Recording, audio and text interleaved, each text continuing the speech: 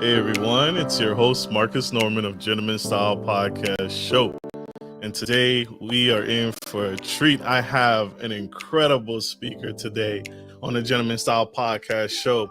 A man that is absolutely changing the game. I've been looking forward to this interview for several weeks now. And this man is a superstar, a rock star, an inspiration, and he is changing the art industry and impacting so many lives across the globe. You won't want to miss 1 second of what this man is about. Stay tuned, stay with us. Here we go.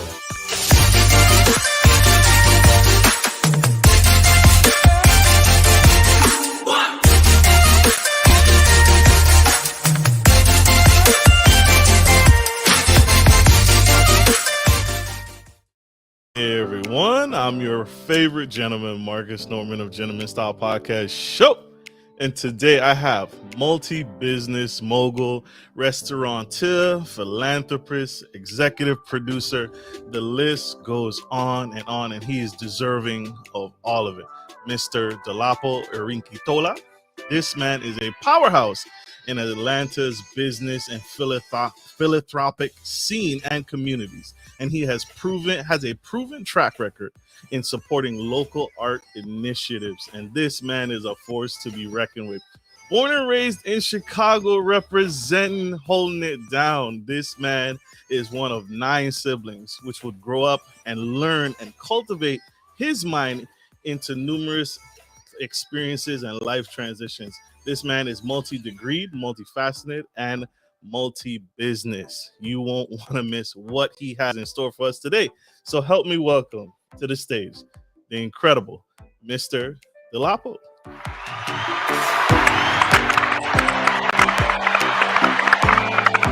Welcome to the show, my brother. How are you? I'm doing fantastic. How you doing? What's going on? I didn't know who you were introducing. That was just really something. So thank you for that. It makes me feel special. It's you, brother. You did the work. You are doing the work, and you are changing the absolute game. And I'm so happy to have you on the show today. It is an honor, sir. You are making moves. Tell us, when did you get the entrepreneur bug? Because you do multiple things. When did the entrepreneur bug hit you? When did it start? It started for me at an early age. I like you mentioned, I grew up in Chicago. And I have 9 siblings, and I can remember, having a lot of siblings. Our parents would buy us whatever we really wanted, but we would always have to share. And I remember having a friend, and I went over his house, and he had like every game you could think of, and we sat there and played for hours. And I just said, "Hey man, how did you get?"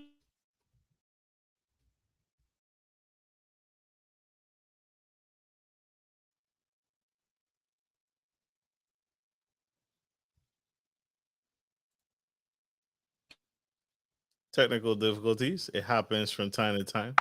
Mrs. Dolapo, are you still with us?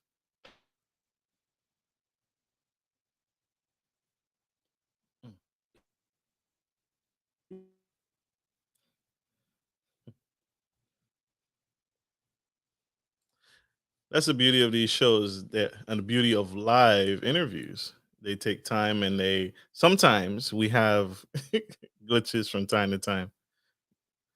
But hey, that's show business, right? That's what we do, and that's what we do and make it happen. Sure, he'll be right back. Just having technical difficulties. But thank you all for being here. We are going to go to a quick commercial break. We'll be right back. Good day, podcast listeners. This is your boy, Marcus Norman of Gentleman Style Podcast Show. I wanted to let you guys know that we will be rolling out a new feature and adding a join sponsor button next to the subscriber button here at the bottom of your screen. Once you click the button, it will display 3 membership levels. Gentleman Gentry, which is our entry level. Duke Duchess, which is our season level. And the Emperor and Empress, which is our most sophisticated level, which you will receive unique perks and benefits at each differing level and gain access to our community tab. We will also be sharing polls, upcoming events and interviews, as well as receive feedback from our sponsors directly. Your support helps me find new and exciting guests to bring to the stage live. Well, in order to get the higher end speakers, it requires, you guessed it, money. So thank you for tuning in to my channel. And if becoming a sponsor sounds good to you, then select the join button below and choose your desired sponsor level. Let's continue to grow and serve the future of generations of men and women to come. Love you guys. Bye. Hey everyone, we are back on the Gentleman Style Podcast Show, and we have the incredible Mr. Dolapo. We've had some technical difficulties, but he's back on the show with us today. So sorry about that, sir. I apologize. Welcome back. So I'm glad to be on the show. Yes, sir. Wanted to ask you, when did you were saying when the entrepreneur bug hit you? When did that first start for you? Yeah. So I went over a friend's house and they had all these toys, and I was asking him, "Hey, how do you have all these toys?" And he said, and I must have been around maybe 9 at the time, and he said, "I have a paper route." So I hustled. I got my own paper route. And he ended up moving I got my own paper route with a different newspaper. Then he ended up moving away. He gave me his paper route. I had like 4 paper routes in the area, and I couldn't deliver them all before school. So I hired individuals to run the paper route, and it got to a point where I didn't even have to leave the house. I was having people deliver the papers, and that's really when I started to put the pieces together, that if you scale, if you have people helping you, then you can be successful. And that was, like I said, around 9.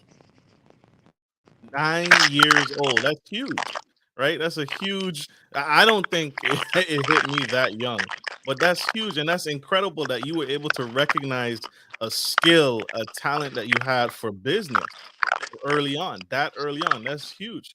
How is your upbringing and your experiences growing up in Chicago? Because you grew up to Nigerian immigrant parents, and that's not saying that poor or rich or any of that. But how did you overcome the obstacles of living in Chicago and being an entrepreneur and finding who you are in all of this? Well, to answer the first part of the question, growing up with immigrant parents coming straight from Nigeria, they wanted us to really assimilate into the culture. So they did, they went the extra mile to make sure that we were blending in, so to speak. Leaving the house, we had sort of kind of like an accent, but quickly it kind of, disappeared.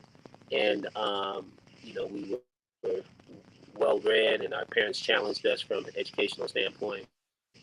But they really taught us about, family, leadership, and education. And they stressed those 3 things throughout our childhood.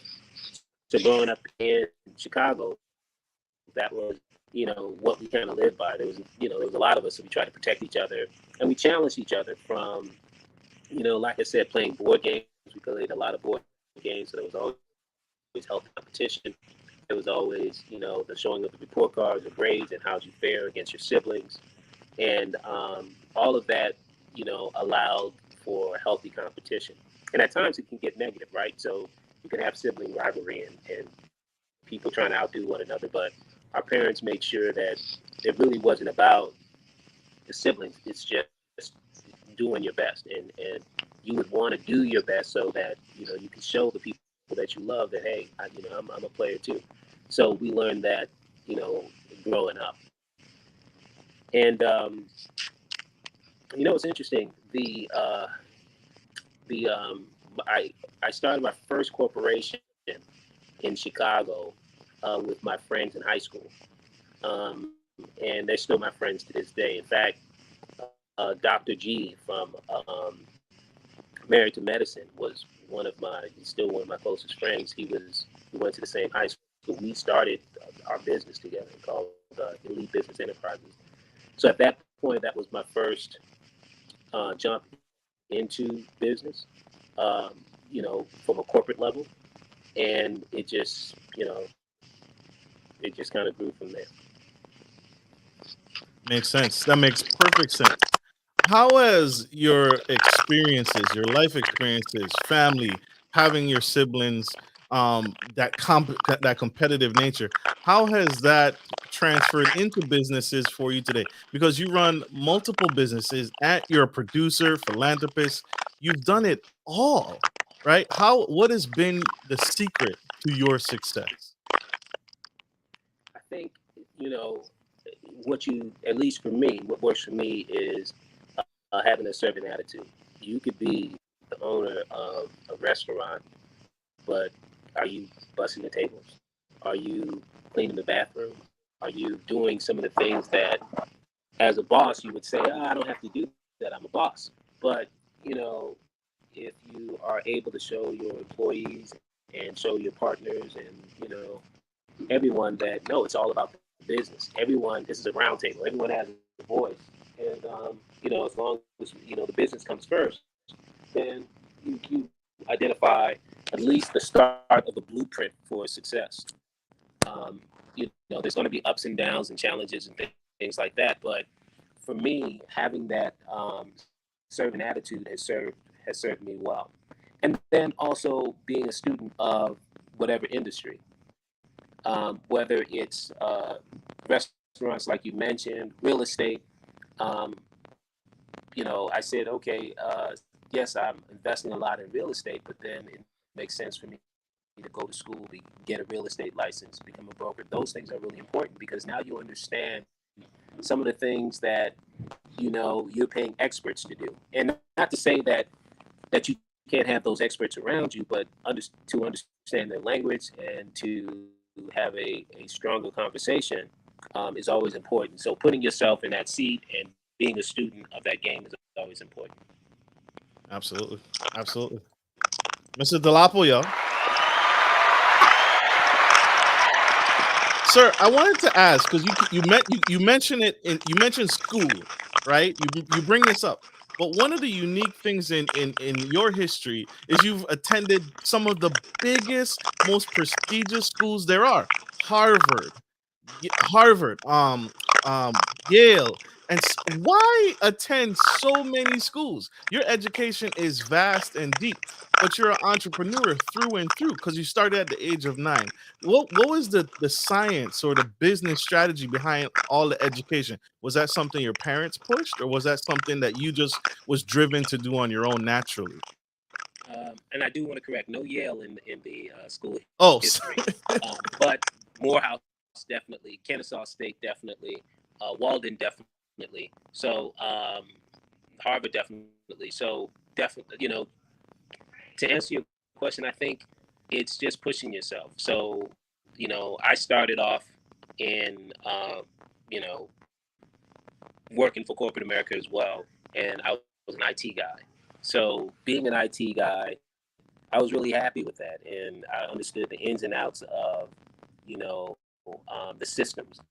And then I got bored with that. Then I said, let me reinvent myself. So I went to school again, and I said, let me go on this lane. And the lane at that time was healthcare. So I went into healthcare, and I became successful in healthcare. And then I said, okay, let me pivot. Let me challenge myself. Let me do something else. So school is always important, especially if you say you want to do something. There's no better way than to educate yourself about it. I didn't degree from Harvard, but I went to Harvard to take business classes. So I did take some business classes there. And so if you, at the end of the day, challenge yourself and educate yourself, it allows you to have the confidence you need and the knowledge you need in order to be successful in whatever vertical you decide to go in. yes, sir. I love that. Why the focus on the art industry? You're a part of several boards and executive boards and leaderships. Why the focus on the art industry? What is it that you're seeing that you focus on this primarily? Well, I think that, you know, as a community, as a Black community, we influence a lot of the culture, and the culture is a synonym for art. You know, whether it's how we dress, or how we speak, the music we listen to, you know, um, you know, the pictures we paint, you know, the films we develop. We're influencers of the world, and sometimes that message gets lost. So I think you need champions to remind, you know, the consumers that, hey, listen, yeah, that's kind of cool, but guess what? The original came from over here, or this is where that beat came from, or this is, you know, this is a true story. This is a real life story about us and what we've been through, our experiences, and we can tell it from our lens, right? Not from a lot of movies, uh, and it's changing now. But when I was growing up, you saw a lot of Black movies told from a white lens, only because they were controlling, you know, the vehicle. Now you have a lot of movie producers, and we're able to tell our own stories from our own perspective. But here's what's interesting: there's always opportunities to show, let's say, other groups, other ethnic groups, um, that we see your story this way. So we can tell, let's say, a story about um, Hispanics from a Black perspective that they may have never thought of, and they could do the same for, you know, for, let's say, the Jewish community. So once we get out of our own way and allow each group to have their lens and support their arts, you're going to see that the world is better for it, because you're going to have the same story told from so many different angles. And they say there's nothing new under the sun. I challenge that. There is something new. It's just how stories are told, and that never gets old. Did I mention a heart of gold, y'all? A true heart of gold. Mrs. Delapo, one thing that has stuck out to me is like I said earlier, you've done so many things and transitioned into so many different businesses and elevated yourself every step of the way. When did you make the transition to film, and why be you've released numerous incredible films, blockbusters even, and gotten awards and nominations. Why film, and when did you transition? What stuck out for that? It's interesting. So I I as back in Chicago, I did catch the acting bug, and I did some stage plays and was pretty successful at it. And I thought at one point in time I wasn't going to go to college. I was going to be an actor. But my parents had, you know, they had other plans for me. So they, you know, pushed the importance of just going to school, and that whole, you know, part of my life, you know, was definitely not thought of, you know. So I put it on the shelf. And through my time here in Atlanta, I met some individuals, and they were, or one individual in particular was, they were in the film space, and wanted to help them, wanted to make sure that they, you know, they were the best that they could be. That's how I kind of got into the space. My true, you know, I wouldn't call myself a creative. I would say that I'm more so the business person, or the business sense. Um, but understanding business and helping is what I do, and so marrying that with the creative was easy for me. So um, that's kind of, you know, a cursory answer on how I got into the business. That's fair enough.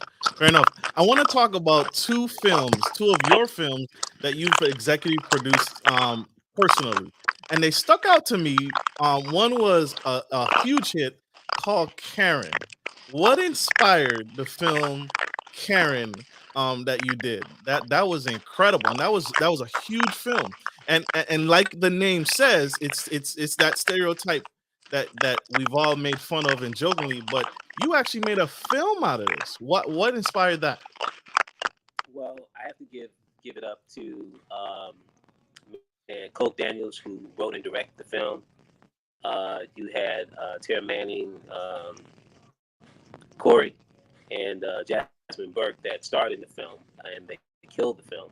And the film is about Karen, a white lady who feels entitled, and she's living in her neighborhood, and then a black family moves in, or black couple moves in, and it turns out to be the typical Karen, and then drama ensues. So it's really entertaining. In fact, last year we were the number one independent movie on Amazon for about 4 months. And then it was purchased by BET. We were the number one movie for BET last year. So it was really a popular show, popular movie rather, and it just really told our story when we encounter a Karen, what happens and how it can escalate, and if not caught, controlled early, how all the scenarios that can happen from that. Absolutely. When I say powerful movie, y'all, I really mean it. It was a powerful film, and it stuck out to me because, again, we make fun of it, right? You see it in jokes, but it's real. It's a breathing thing. It's a living thing. The other film, I want to show a clip of it, right? There's another film. It's called I Am John Gabbana, and it's a documentary. And let's go to the clip real quick, y'all. We're gonna go to the clip. I used to take beatings, like get punched on.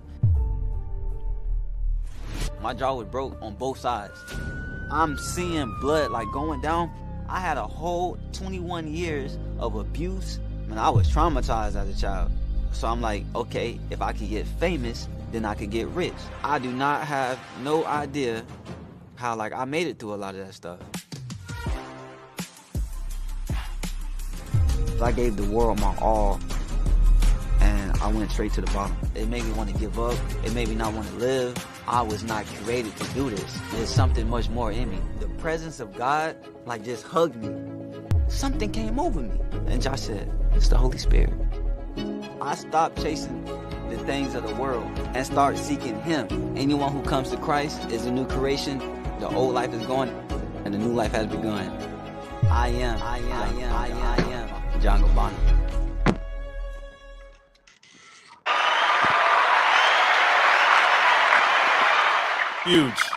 Huge. Sir, Mrs. Dolapo, so what inspired that documentary? What inspired that film? Huge film. Yeah. Actually, we have our premiere coming out in a couple of weeks in Atlanta on that one. That one is all about John Gabbana and his story. And he was the infamous Boot Gang that was, an internet sensation by just doing crazy pranks. And he had, I can't remember if it was 6 or 10 million followers. And he was just really an influencer. And as you can see in the clip, he found God. And he is not, backtracking on what he did, but he's letting people know that there's another way. And his story is so compelling. It's told in such a great and artful way. I had a strong team with me, my partner Jennifer Pasima, who collabed with me on this one, and Uncle Reese, who is John Gabbana's partner. They all collabed on this one, and I think I know that we created some magic with this one. So if just get ready. If you're not in Atlanta to see the premiere, make sure you get a chance to watch it because it's coming out soon. We are hopeful to release it this year.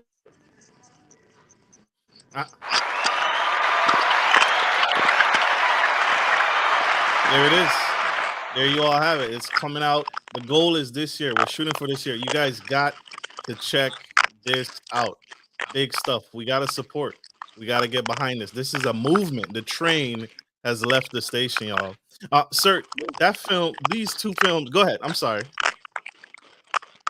No, I just said it's moving. That train is moving. Yes. It's moving. The train has left the station. You are on a mission, and I know I touched on this earlier, but you are on a mission to curate safe and inclusive spaces for artists and future entrepreneurs. That gives me the sense that there's a need.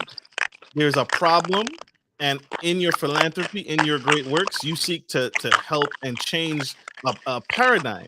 What's the need in the art community that you see? What's going on in that space that society needs to pay attention to?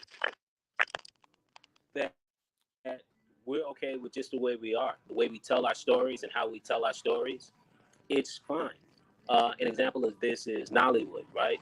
And initially, when Nollywood came out, people were like, "Oh, people will never, that'll never go anywhere. It's just specific to, let's say, Nigeria, or maybe even Africa if they get lucky, because of how the movies were shot and the type of comedy and the type of storyline." But guess what? It's our way of telling the story. And so now all you see on, let's say, Netflix and some of the other platforms is just, Nollywood movies. And it goes to, how we create our music and how we create our sound and how we, put our fashion together. And you always hear it's never going to work. But guess what? 2 days later, everybody is, is trying to rock the same thing. But what's happening now, the youth are second guessing whether or not what they're doing is right. And the beautiful thing is there's no wrong. A creative is a creative. So we just have to give them the space. And if one person is moved by what you created, then you've done your job. And it's not about numbers. It's just about being able to create. So myself and some of my partners, we're looking at ensuring that we continue to create a space or allow space for individuals to kind of come up and do what they need to do.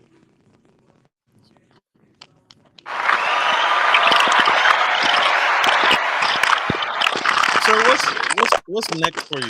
What do you have in store for us? What's coming down the pipeline? Well, we've got, like you mentioned, we've got John Cabana coming out. We've got a Christmas movie that was purchased by BET. It's called Sounds of Christmas. It's got Neo in there, Drea in there. It's got some really hot talent in that Christmas movie. So it's going to be coming out in November. We've also aired one of our newest movies called Scheme Queens with it's got everyone from B. Simone to Bree to Jackie O to Ernestine. And that one was written and directed by Cass Beatles, who is just phenomenal. You see a lot of her work on Lifetime and BET, and she's done some great work. So it was an honor to work alongside her. So that's coming out this year as well. I've got the author Zane. The author Zane that sold millions and millions of books. She's now in the film space. So I just did a project with her called Killer B&B. It's a horror film. And we just wrapped on that. So we're looking forward to releasing that. Got another project called Water Boys. This one is about, the kids kind of, running up to your cars and, selling you water in the city of Atlanta, and how those young kids turn into entrepreneurs and how they, understand the business sense of doing it. And then we also talk in that same, project, how some people are taking advantage to do some things that are just not, it's not becoming of a young man, So we do see the story of good and bad in that project. We've got I can't tell you who's all in it yet, but trust me, we've got some stars in it. It's going to be a really, really good project. Love it. Love it, love it, love it. Mr. Dolapo, you do many different things. You wear many different hats, and you have done several different businesses. One of the things you've done in business that was particular to the pandemic, you continue to pay your staff and pay your team and continue to take care of your community during a recession, during a pandemic, during COVID-19. Any tips, any advice, because many businesses didn't make it, any nuggets that you could share in business that we could all take away from this?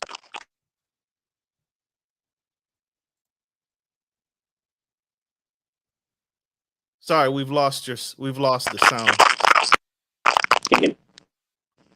I can hear you now. Go ahead. Okay, so the partners. I have really good partners. I have Joe and Tony who partnered with me at Blue Lagoon, and we collectively made a decision that we would, continue to pay our employees during the pandemic before PPE. And we paid them a subset of their salary, but we made sure that something was in their pocket because one, we didn't know how long it was going to be. Two, people still had to eat. And three, it was the right thing to do. On top of that, with the organization of the 100 Black Men, we also fed families in the community. So we reached out to our customers and made sure that our customers, not only in our restaurant radius, but in the radius of where we're mentoring kids, our young men with North Atlanta. We started, weekly putting together food bags for those families, and they really, really appreciated that. And honestly, it goes back to having a servant attitude. And any business owner, I would just advise them to always have a little reserve for the unexpected, right? We didn't know a pandemic was coming, but we at least saved enough to make sure we took care of the people that we cared for. And having that reserve is always important. Yes, sir. Yes, sir. Mr. Dolapo, sir, you have done an incredible works, and you are on a mission, sir. And I thank you. I thank you for what you do. What is the biggest thing? How do you balance everything? How do you balance everything that you do? How do you manage your time, your businesses, time for yourself, your health, staying on top of all of this without losing focus or getting distracted? It's a hard thing to do. But I always remind myself that, there's certain individuals that we look up to in history, certain individuals that we look up to today, and we say to ourselves, they have the same 24 hours that we have. So if they can do all of these things, then why can't we? I look at,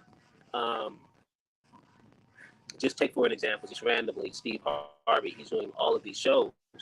He has 24 hours just like I do. So there's no excuse for me. If there's something that I want to do, I should just do it. And if you trust in the universe, you trust in the Lord, and you trust in yourself, you'll have the time. It might be a sacrifice. You might have to, you might have to work hard for it. But if you work hard for it, you're going to appreciate it. So there's nothing that, there's nothing that you can't do if you decide to do it. So that's my advice to everyone out there, and that's how I kind of keep everything balanced. If you say you're going to do something, do it, and the universe will kind of help you. One of my favorite books in the whole world is called The Alchemist, and there's a line in The Alchemist that reads, once you go on your journey, the universe and I'm just paraphrasing, the universe conspires to allow you to succeed. So you don't have to have all the answers if you're taking the first step. Just take the first step, and everything, oddly enough, falls into place. And you'll see that you actually have enough time, and you have the resources, and you can do it. You just got to start.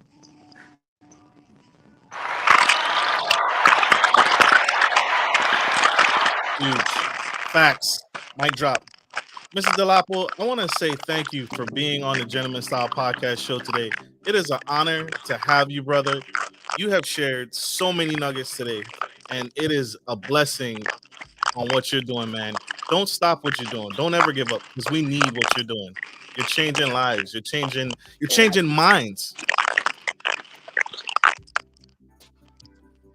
And I appreciate you. Keep the platform going. I'm a fan of the podcast, and I'm going to tell everyone that are here that they need to sign up, because what you're doing and how you're allowing some of those individuals to come on the show and share those nuggets, that's important. I mean, my reach is only so far, so allow me on your show. It's big, so I appreciate that as well. Thank you so much for being here. Well, Guys, we gotta let Mr. Dolapo go. This man has companies to run. He has many more businesses to take care of, and he has to take things to the next level and continue to serve his community in the Atlanta and the world. So I hope this message was powerful. I hope this helps inspire, encourage, and help you on your journey in business or whatever it is you have in life that you're in store for. I want to say thank you all for tuning in today. I hope this message helps you because it definitely helped me. And so connect. Mrs. Dolapo, how can we find you? How can we grow with you? How can we learn more?